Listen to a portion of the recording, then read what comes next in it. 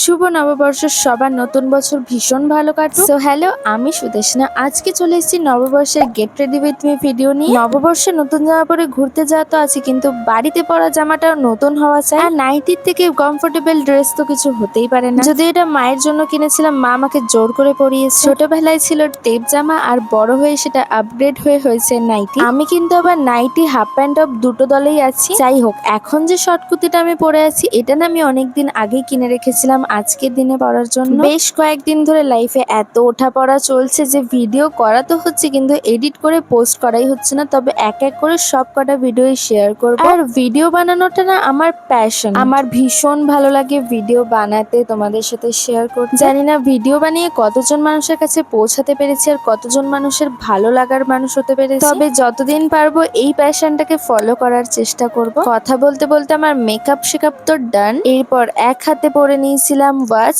আর এক হাতে পরেছিলাম চুড়ি। এখন যাব মায়ের সাথে হালকাতা করতে। তো চলো, আজকের মতন টাটা।